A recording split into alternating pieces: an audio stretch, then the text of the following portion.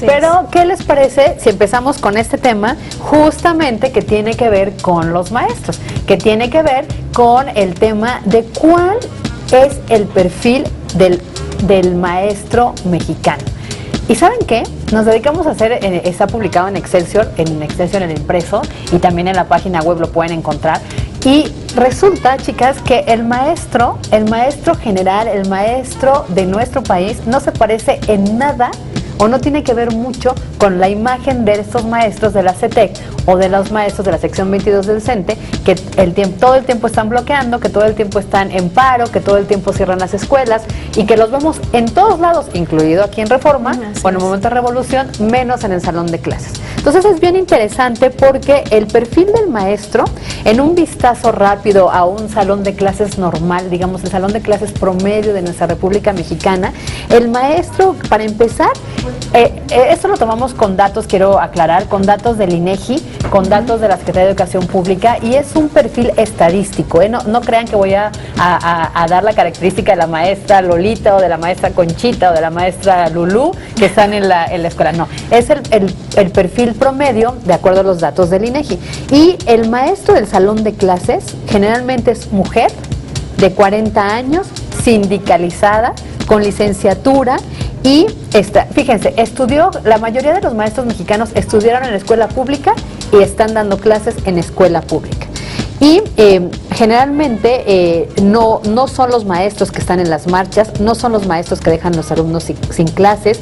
Los expertos, la gente de la UNAM, la gente de México Evalúa, la gente de las estadísticas, Mexicanos Primero, la gente de Mario Luis Fuentes, que es el director del Centro de Estudios de Investigaciones, describe al maestro como un profesional responsable que funciona como un actor fundamental de cohesión social para evitar violencia, pobreza, desigualdad. Y, por ejemplo, hay 1.122.930 maestros. La mayoría son licenciados y eso, por ejemplo, el 90% sí hicieron una licenciatura, y hace mucho tiempo, hace 30 años, pues no se contaban con estas carreras, generalmente de la secundaria se iban a la normal de maestros. Ahorita ya hay las licenciaturas en pedagogía, ¿no? Y ahora, de acuerdo con el estudio internacional sobre la enseñanza y el aprendizaje de la OCDE, el 91% de los maestros mexicanos cuentan con esta licenciatura, y digamos que lo que necesitamos avanzar es en esta profesionalización. Luego, lo que sí, de acuerdo a los expertos, es que los maestros arrastran estos vicios de cómo los enseñaron. Es decir, la mayoría de los maestros repiten y memorizan en lugar de hacer, y dictan, en lugar de tratar de hacer comprender a los niños lo que le están enseñando. Es decir, hay un poco retrasados ahora con las escuelas constructivistas o con las escuelas tipo Montessori, con las escuelas que los hacen pensar, que experimentar. Es mucho mejor, ¿no? Y creo que también nosotros, por ejemplo, nuestra generación todavía en algunos momentos era como mucho de memorizar. Sí, exacto. Cuando realmente te das cuenta que lo que vale la pena es que puedas comprender para poder tener un juicio, ¿no? Una propia opinión, tomar decisiones. E invariablemente creo que todos agradecemos que cuando te ponen esos momentos de análisis, de reflexión, y que no te aprendas todo, pero más bien lo puedes digerir y cómo empezar a aplicarlo a tu día a día, creo que eso sí marca la diferencia. Exactamente. Entonces, digamos que es todavía donde justamente Mexicanos Primero, la gente que está luchando por la reforma educativa quiere que se preparen mejor, que los maestros de hoy pues tengan inglés, tengan todos lo pedimos, pedagogía, después, ¿no? Para quienes no tenemos hijos, ¿no? Y que nos gustaría tener familia, pues la verdad es que sí es bien preocupante. Sí. O sea, en el momento del fin de semana, cuando tentativamente no iba a haber esta evaluación, la verdad es que sí te quedas como pensando, o sea, ¿a dónde va a ir México, no? O sea, realmente si no estamos preparados, o si los hijos no tienen como ese nivel académico óptimo para encontrar como mejores oportunidades de trabajo, la verdad es que lo que te queda es como decirlo, pues juntar dinero y que puedan estudiar en una universidad extranjera, porque educativo, ¿no? Porque sí es alarmante, o sea, la verdad es que sí te preocupa mucho. Y no solamente es los maestros, lo hemos platicado ya muchísimas veces en estas mesas que decimos, es increíble que los libros de texto tengan faltas de ortografía, es increíble que tengan datos que no son certeros, que veten libros, ¿no? Que son clásicos y que te ayudan a abrir el panorama, a tomar decisiones, ¿no? A tener como este mundo o este abanico de posibilidades que dices, wow, o sea, hay algo mucho más de lo que vivo en el día a día. Y eso sí, obviamente nos tendría que preocupar, y si no nos preocupa, creo que sí ya estamos como mal. Y fíjate que tú, Deyanira, acabas de tocar un punto importante. El fin de semana, el viernes, anunció la SEP que se suspendía la evaluación a los maestros, ¿no? Entonces, de verdad, la reacción de Mexicanos Primero, pero del Instituto Nacional de Evaluación Educativa, que es un instituto autónomo que se creó a raíz de la reforma, sacó un comunicado el sábado muy fuerte de 5 puntos diciendo: la decisión de la SEP es violatoria de la autonomía y de la independencia de este instituto. Está dejando sin la posibilidad de que estos niños puedan tener acceso a mejores maestros. ¿Y qué creen? Dijo, 450,000 aspirantes a maestros se quedan sin la oportunidad de ser evaluados para obtener una plaza. Y los maestros que ya están en grupo, que quieren acceder a ser directores o supervisores de área, se quedan sin la posibilidad por suspender el examen. ¿Y saben por qué? Por complacer a unos cuantos que, además de que ya les dieron el gusto y les quitaron el examen, hoy están marchando. Así es. O sea, además, el que nada debe, nada teme, ¿no? Tienes toda la razón. Si tú tienes la capacidad para enseñarle a los niños de México, que son nuestro futuro, ¿por qué te da miedo que te evalúen? ¿Cuál es el problema? Y si nos basamos en el estudio que nos acabas de compartir y en el artículo que lo pueden encontrar en Excelsior, pues la verdad es que si 91% es el perfil de acá, o sea, la verdad es que al contrario, agradecer es que tengas evaluaciones para poder crecer, ascender, tener mejores puestos, obviamente, y en esa medida, pues la verdad es que todos vamos creciendo. Pero si seguimos en el... Creo que el problema es ver la autoevaluación, ¿no? Y que puede ser una empresa, que puede ser con los maestros, o que puede ser cualquiera de nosotros, ¿no? Que nos evalúan y todo. Pues la verdad, en lugar de sentir miedo, es decir, es un área de oportunidad, porque si yo sé que tengo conocimientos, puedo estar en mejores posiciones, pero creo que también la perspectiva en cómo vemos esta autoevaluación y cómo vemos como la crítica, ¿no? O sea, creo que también es algo que tenemos que cambiar nosotros, porque la verdad lo vemos como algo malo cuando es una gran área de oportunidad para crecer. Y la mayoría de los maestros sí quieren la evaluación, porque como tú dices, sí quieren estar preparados, sí quieren tener mejores oportunidades, y los maestros de verdad que aman su profesión, que están en el aula tratando, innovan, ellos buscan incluso materiales didácticos para hacerles más fácil el aprendizaje. Además, eso se dedican ellos, y ellos están evaluando todo el tiempo. Esa es la docencia. ¿Por qué vas a negarte a que te hagan a ti un examen? ¿No? Es como nosotras, pues todos los días que estamos aquí al aire, o que estamos escribiendo un artículo, o que estamos expuestas a una evaluación, y además yo creo que es gratificante y te hace todos los días prepararte para ser mejor y sentarte aquí teniendo algo interesante, algo certero que decir, ¿no? Entonces todo el mundo dentro de su trabajo, de alguna u otra manera, es evaluado. Así es. Y fíjense que en este estudio, la gente de Mexicanos Primero lo dice así, que la mayoría de los maestros tienen que cargar con este estigma de flojos, faltistas y revoltosos, cuando solo son una minoría los que hacen todo este desorden, y la mayoría sí están en los planteles, ¿no? Y fíjense, no solo él, sino Mario Luis Fuentes, el que les digo, del especialista del Centro de Estudios de Investigación y Desarrollo, el CEIDAS, que es muy bueno, son los estudios sociales más importantes de este país. Él dice que el maestro mexicano se le ha estigmatizado hasta el absurdo de culparlo de la baja calidad educativa en el país, cuando es uno de los actores claves en la construcción de los niveles de bienestar.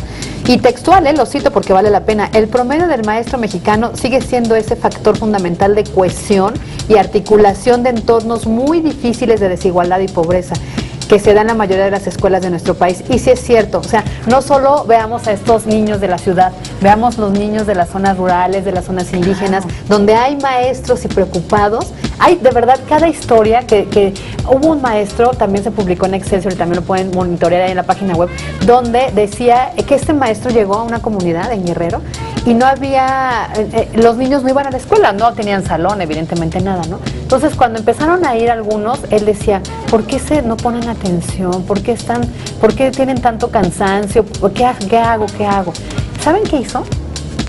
Se llamó la olla comunitaria. O sea, empezó a hablarle a las mamás y le dijo, es que ya sé, estos niños tienen hambre, ¿no? Y no han desayunado y no pueden aprender porque no tienen nada en el estómago.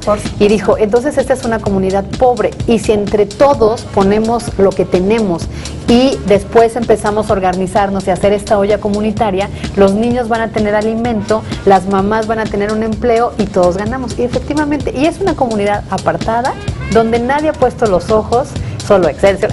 Y a lo que voy es que ese maestro es un ejemplo de dignidad, o sea, no le importó solo el aprendizaje de repetir. Vio todo el contexto, vio el contexto y hoy ya construyeron su aula. Qué maravilla. Como ven, ¿no? Y además es un problema que viene de mucho tiempo atrás. ¿Se acuerdan ustedes esa película de Cantinflas, El Maestro? Sí. Que se va igual a partes rurales y que está demostrando que los niños vienen sin comer, que no tienen un lugar digno en donde sentarse a dar clases, que no hay pizarrones, no hay gises, no hay plumones, no hay lápices, no hay nada. Entonces, la verdad es que nos lo ponen muy complicado como sociedad poder tener un México con educación, que es primordial. Yo creo que sin servicios de salud y sin servicios educativos, este país no puede crecer, no hay para dónde, ¿no? Y ahorita les vamos a compartir en la gráfica, ahorita les vamos a dar el perfil o el toque femenino de los maestros. Y las escuelas de educación preescolar y primaria, ahí están, lo están viendo, son preferentemente atendidas por mujeres. Y ahí les va, en preescolar hay 93 educadoras por cada 100 docentes. En primaria, 67 mujeres por cada 100 y en secundaria, 52 por cada 100. Ahí le estamos pasando las listas, de preescolar hay 93. Y luego en preescolar, 15 de cada 100 educadores reportan tener menos de 25 años. Por esto, solo hace el 7 y 3% de los docentes de primaria y secundaria respectivamente. O sea, son muy jóvenes más bien.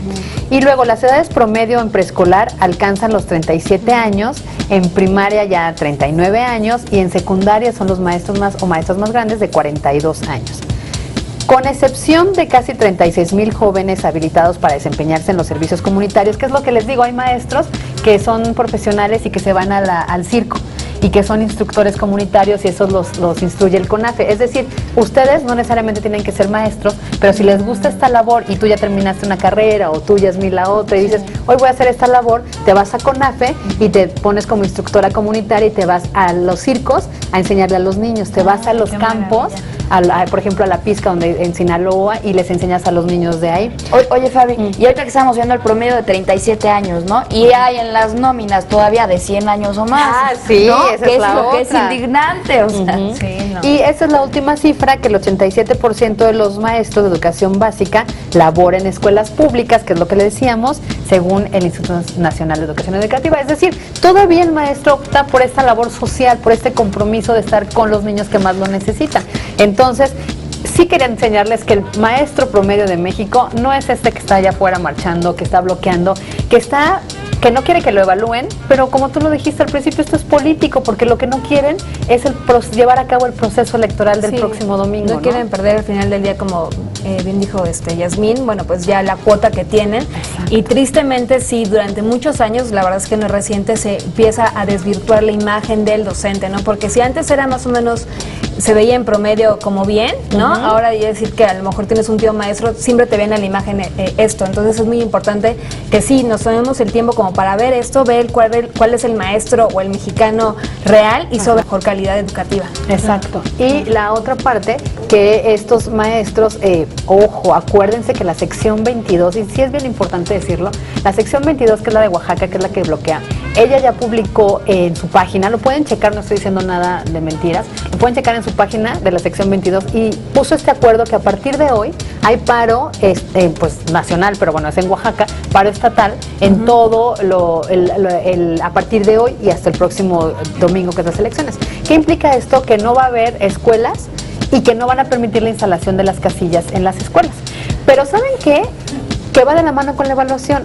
En la sección 22, si tú vas, se llama el marchómetro, si tú vas a las marchas, te cuenta como puntos para tu escala en el escalafón, o sea, puedes subir a director. Entonces dime si no es una trampa. Sí, no, pues, es una burla y es una pena para México. Sí. Pues sí.